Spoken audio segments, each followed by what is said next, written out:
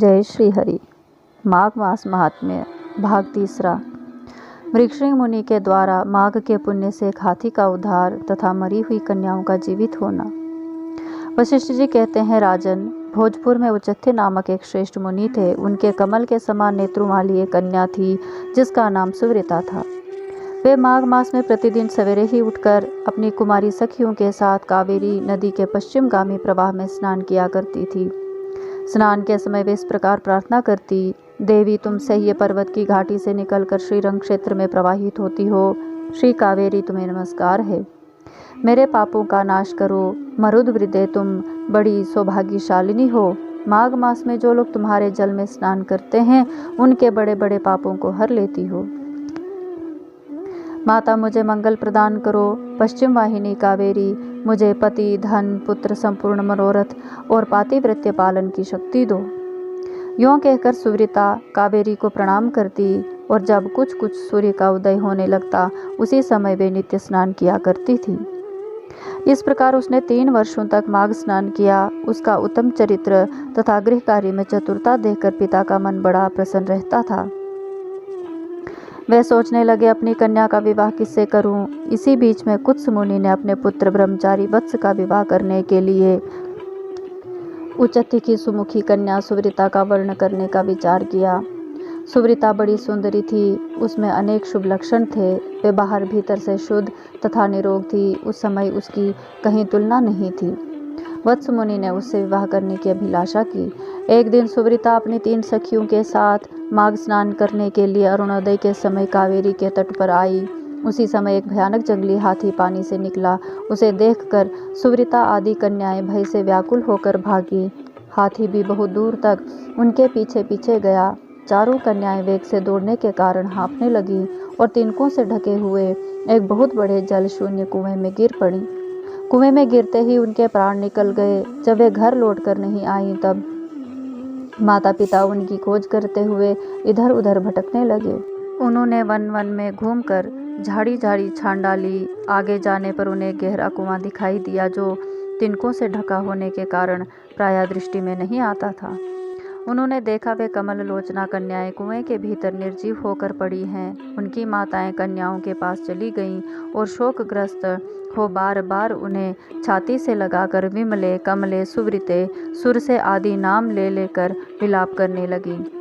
कन्याओं की माताएं जब इस प्रकार जोर जोर से क्रंदन कर रही थीं, उसी समय तपस्या के भंडार, कांतिमान, धीर तथा जितेंद्री श्रीमान मृगश्री मुनि वहां आ पहुँचे। उन्होंने मन ही मन एक उपाय सोचा और सोचकर उन्हें आश्वासन देते हुए कहा, जब तक इन कमल नयनी कन्याओं को जीवित ना कर दूं, तब तक आप लोग इनके सुंदर शरीर की रक्षा करें। यों कहकर मुनि परम पावन कावेरी के तट पर गए और कंठ भर पानी में खड़े हो मुख एवं भुजाओं को ऊपर उठाए सूर्य देव की ओर देखते हुए मृत्यु देवता की स्तुति करने लगे।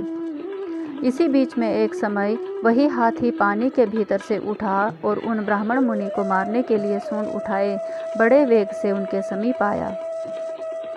हाथी का क्रोध देखकर भी मुनिवर मृगश्री जल में विचलित नहीं हुए, अपितु चित्र लिखित से चुपचाप खड़े रहे। पास आने पर एक ही क्षण में उस गजराज का क्रोध चला गया। वे बिल्कुल शांत हो गया। उसने उन मुनि को सूंड से पकड़कर अपनी पीठ पर बिठा लिया। मुनि उसके भाव को समझ गए। उसके कंधे पर सुखपूर्वक बैठने से उन्हें बड़ा संतोष हुआ और जप समाप्त करके हाथ में जल ले, मैंने 8 दिनों के माघ स्नान का पुण्य तुम्हें दे दिया। यों कहकर उन्होंने शीघ्र ही वह जल हाथी के मस्तक पर छोड़ दिया। इससे गजराज पाप रहित हो गया और मानो इस बात को स्वयं भी समझते हुए उसने प्रलयकालीन मेघ के समान बड़े जोर से गर्जना की। उसकी इस गर्जना से भी मुनि के मन में बड़ी प्रसन्नता हुई और उन्होंने कृपा पूर्वक उस गजराज की ओर देखकर उसके ऊपर अपना हाथ फेरा। मुनि के हाथ का स्पर्श होने से उसने हाथी का शरीर त्याग दिया और आकाश में देवता की भांति दिव्य रूप धारण किए दृष्टिगोचर हुआ। उस रूप में उसे देखकर मुनीश्वर को बड़ा विस्मय हुआ। तब दिव्य रूपधारी उस जीव ने कहा, मुनीश्वर, मैं कृतार्थ हो गया क्योंकि आपने मुझे अत्यंत निंदित एवं पापमय पशु योनि से मुक्त कर दिया। दयानिधे, अब मैं अपना सारा वृतांत बतलाता हूँ, सुनिए। पूर्व काल की बात है। नेषद नगर में विश्वगुप्त नाम से प्रसिद्ध परम धर्मात्मा तथा स्वधर्म पालन में तत्पर एक वेश्य रहते थे। मैं उन्हीं का पुत्र था। मेरा नाम धर्मगुप्त था। स्वाध्याय, यजन, दान, सूद लेना, पशुपालन, गोरक्षा, खेती और व्यापार, यही सब मेरा काम था। द्विजश्रेष्ठ में अनुचित काम और दम से सदा दूर ही रहा। सत्य बोलता और किसी की निंदा नहीं करता था। इंद्रियों को काबू में रखकर अपनी स्त्री से ही अनुराग करता था और पराई स्त्रियों के संपर्क से बचा रहता था। मुझ में राग, भय और क्रोध नहीं थे। लोभ और मत्सर को भी मैंने छोड़ रखा था। दान देता, यज्ञ करता, देवताओं के प्रति भक्ति रखता और गौओं तथा ब्राह्मणों के हित में संलग्न रहता था। सदा धर्म, अर्थ और काम का सेवन करता तथा व्यापार के काम में कभी किसी को धोखा नहीं देता था। ब्राह्मण लोग जब यज्ञ करते उस समय उन्हें बिना मांगे ही धन देता था। समय पर श्राद्ध तथा संपूर्ण देवताओं का पूजन करता था। अनेक प्रकार के सुगंधित द्रव्य, बहुत से पशु, दूध, दही, मट्ठा, गोबर, घास, लकड़ी, फल, मूल, नमक, जायफल, पीपल, अन्न, साग के बीज, नाना प्रकार के वस्त्र, धातु, ईख के रस से तैयार होने वाली वस्तुएं और अनेक प्रकार के रस बेचा करता था। जो दूसरों को देता था वे तोल में कम नहीं रहता और जो औरों से लेता वे अधिक नहीं होता था। जिन रसों के बेचने से पाप होता है उनको छोड़कर अन्य रसों को बेचा करता था। बेचने में छल कपट से काम नहीं लेता था। जो मनुष्य साधु पुरुषों को ठगता है वे घोर नरक में पड़ता है तथा उसका धन भी नष्ट हो जाता है। मैं सब देवताओं, ब्राह्मणों तथा गौओं की प्रतिदिन सेवा करता और पाखंडी लोगों से दूर रहता था। ब्राह्मण किसी भी प्राणी से मन, वाणी और क्रिया द्वारा ईर्ष्या किए बिना ही जो जीविका चलाई जाती है वही परम धर्म है। मैं ऐसी ही जीविका से जीवन निर्वाह करता था। इस प्रकार धर्म के मार्ग से चलकर मैंने 1 करोड़ स्वर्ण मुद्राओं का उपार्जन किया। मेरे एक ही पुत्र था जो संपूर्ण गुरु में श्रेष्ठ था। मैंने अपने सारे धन को 2 भागों में बांटकर आधा तो पुत्र को दे दिया और आधा अपने लिए रखा। अपने हिस्से का धन लेकर पोखरा खुदवाया, नाना प्रकार के वृक्षों से युक्त बगीचा लगवाया, अनेक मंडपों से सुशोभित देव मंदिर बनवाया, मरुभूमि के मार्गों में पहुँचले और कुएं बनवाए तथा ठहरने के लिए धर्मशालाएं तैयार कराईं। कन्यादान, गोदान और भूमि दान किए। तिल, चावल, गेहूँ और मूंग आदि का भी दान किया। उड़द, धान, तिल और घी आदि का दान तो मैंने बहुत बार किया। तदनंतर रस के चमत्कारों का वर्णन करने वाला कोई कापालिक मेरे पास आया और कौतूहल पैदा करने के लिए कुछ करामात दिखाकर उसने मुझे अपने माया जाल में फंसाकर ठग लिया। उसकी सारी करतूतें देखकर उसके प्रति मेरा विश्वास बढ़ गया और रस, स्वाद, चांदी, सोना आदि बनाने के नाम पर मेरा सारा धन बर्बाद हो गया। उस कापालिक ने मुझे भ्रम में डालकर बहुत दिनों तक भटकाया। उसके लिए धन दे देकर मैं दरिद्र हो गया। माघ का महीना आया और मैंने 10 दिनों तक सूर्योदय के समय महानदी में स्नान किया, किंतु बुढ़ापे के कारण इससे अधिक समय तक मैं स्नान का नियम चलाने में असमर्थ हो गया। इसी बीच में मेरा पुत्र देशांतर में चला गया। घोड़े मर गए, खेती नष्ट हो गई और बेटे ने वेश्या रख ली। फिर भी भाई बंधु यह सोचकर कि ये बेचारा बूढ़ा धर्मात्मा और पुण्यवान है, धर्म के ही उद्देश्य से मुझे कुछ सूखा अन्न और भात दे दिया करते थे। अब मैं अपना धर्म बेचकर कुटुंब का पालन पोषण करने लगा, केवल माघ स्नान के फल को नहीं बेच सका। एक दिन जिह्वा की लोलुपता के कारण दूसरे के घर पर खूब गले तक ठूंस कर मिठाई खा ली। इससे अजीर्ण हो गया। अजीर्ण से अतिसार की बीमारी हुई और उससे मेरी मृत्यु हो गई। केवल माघ स्नान के प्रभाव से मैं 1 मनवंतर तक स्वर्ग में देवराज इंद्र के पास रहा और पुण्य की समाप्ति हो जाने पर हाथी की योनि में उत्पन्न हुआ। जो लोग धर्म बेचते हैं वे हाथी ही होते हैं। विप्रवर, इस समय आपने हाथी की योनि से भी मेरा उद्धार कर दिया। मुझे स्वर्ग की प्राप्ति होने के लिए आपने पुण्य दान किया है। मुनीश्वर, मैं कृतार्थ हो गया, कृतार्थ हो गया, कृतार्थ हो गया। आपको नमस्कार है, नमस्कार है, नमस्कार है। यूँ कहकर वह स्वर्ग को चला गया। सच है, सत्पुरुषों का संग उत्तम गति प्रदान करने वाला होता है। इस प्रकार महानुभाव मृगशृंग वेश्य को हाथी की योनि से मुक्त करके स्वयं गले तक पानी में खड़े हो सूर्य नंदन यमराज की स्तुति करने लगे। ओम यम धर्मराज मृत्यु अंतक वैवस्वत काल सर्वभूत क्षय औदुंबर ददन नील परमेष्ठी वृकोधर चित्र और चित्रगुप्त इन 14 नामों से पुकारे जाने वाले भगवान यमराज को नमस्कार है। जिनका मुख दाढ़ों के कारण विकराल प्रतीत होता है और टेढ़ी बाहों से युक्त आंखें क्रूरतापूर्ण जान पड़ती हैं, जिनके शरीर में ऊपर की ओर उठे हुए बड़े बड़े रोम हैं तथा ओठ भी बहुत लंबे दिखाई देते हैं, ऐसे आप यमराज जी को मेरा नमस्कार है। आपके अनेक भुजाएं हैं, अनंत नख हैं तथा कज्जलगिरी के समान काला शरीर और भयंकर रूप है, आपको नमस्कार है। भगवान आपका वेश बड़ा भयानक है, आप पापियों को भय देते, काल दंड से धमकाते और सब प्रकार के अस्त्र शस्त्र धारण करते हैं। बहुत बड़ा भैंसा आपका वाहन है, आपके नेत्र दहकते हुए अंगारों के समान जान पड़ते हैं, आप महान हैं, मेरू पर्वत के समान आपका विशाल रूप है। आप लाल माला और वस्त्र धारण करते हैं, आपको नमस्कार है। कल्पांत के मेघों की भांति जिनकी गंभीर गर्जना और प्रलयकालीन वायु के समान प्रचंड वेग है, जो समुद्र को भी पी जाते, संपूर्ण जगत को ग्रास बना लेते, पर्वतों को भी चबा जाते और मुख से आग उगलते हैं, उन भगवान यमराज को नमस्कार है। भगवान अत्यंत घोर और अग्नि के समान तेजस्वी काल रूप मृत्यु तथा बहुत से रोग आपके पास सेवा में उपस्थित रहते हैं, आपको नमस्कार है। आप भयानक मारी और अत्यंत भयंकर महामारी के साथ रहते हैं, पापिष्ठों के लिए आपका ऐसा ही स्वरूप है, आपको बारंबार नमस्कार है। वास्तव में तो आपका मुख खिले हुए कमल के समान प्रसन्नता से पूर्ण है, आपके नेत्रों में करुणा भरी है। आप पितृ स्वरूप हैं, आपको नमस्कार है। आपके केश अत्यंत कोमल हैं और नेत्र बहुओं की रेखा से सुशोभित हैं। मुख के ऊपर मूछें बड़ी सुंदर जान पड़ती हैं, पके हुए बिंब फल के समान लाल ओठ आपकी शोभा बढ़ाते हैं। आप 2 भुजाओं से युक्त सुवर्ण के समान कांतिमान और सदा प्रसन्न रहने वाले हैं, आपको नमस्कार है।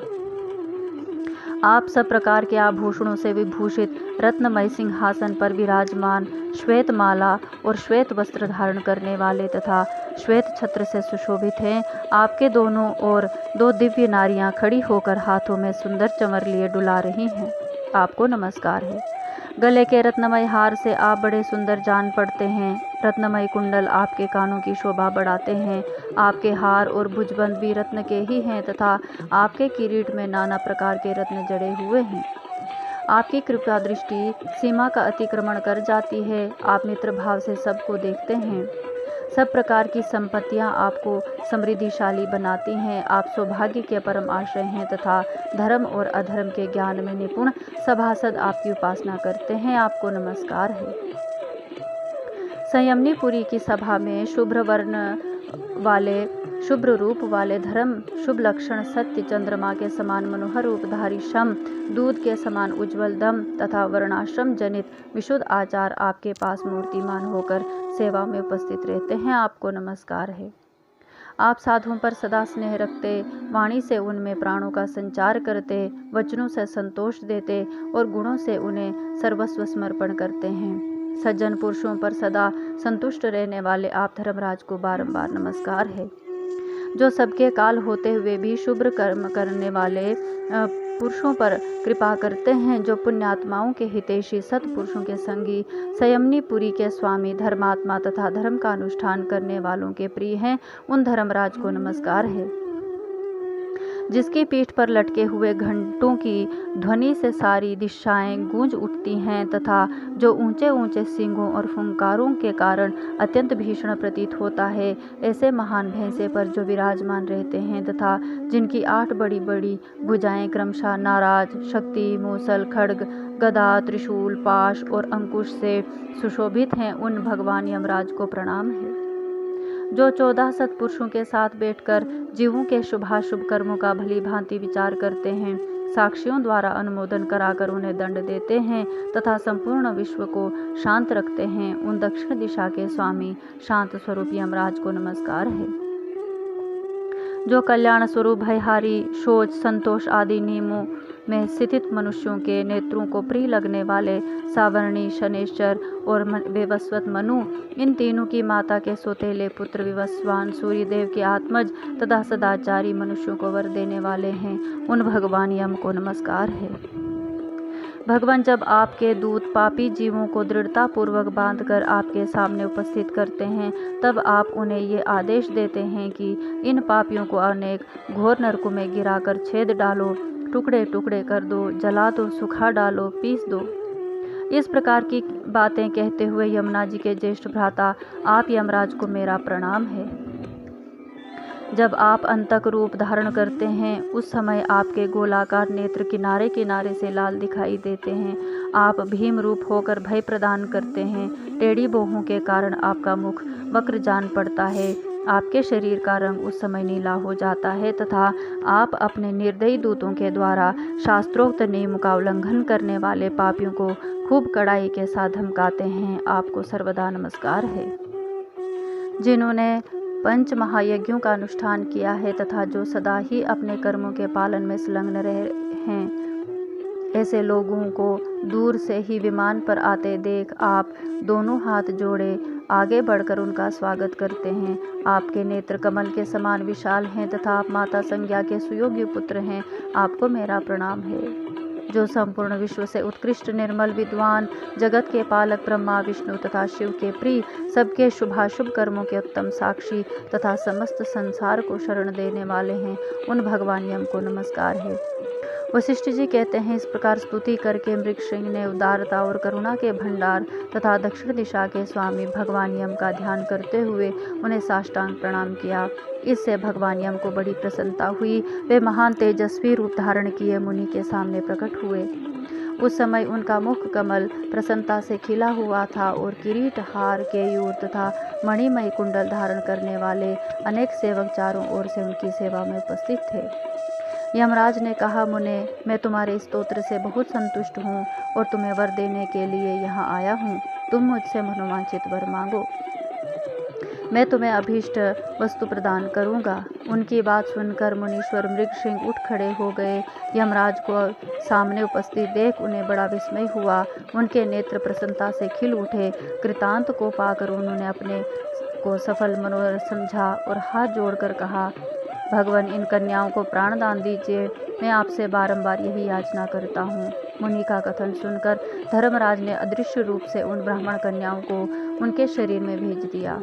फिर तो सोकर उठे हुए की भांति वे कन्याएं उठ खड़ी हुई। अपनी बालिकाओं को सचेत होते देख माताओं को बड़ा हर्ष हुआ। कन्याएं पहले की ही भांति अपना अपना वस्त्र पहनकर माताओं को बुला उनके साथ अपने घर गई।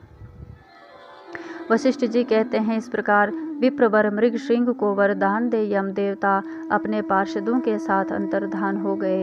इधर ब्राह्मण भी यमराज से वर पाकर बड़ी प्रसन्नता के साथ अपने आश्रम को लौट आए। जो मानव प्रतिदिन यमराज की इस स्तुति का पाठ करेगा, उसे कभी यम यातना नहीं होगी। उसके ऊपर यमराज प्रसन्न होंगे। उसकी संतति का कभी अपमृत्यु से पराभव न होगा। उसे इस लोक और परलोक में भी लक्ष्मी की प्राप्ति होगी तथा उसे कभी रोगों का शिकार नहीं होना पड़ेगा। हरि शरणम।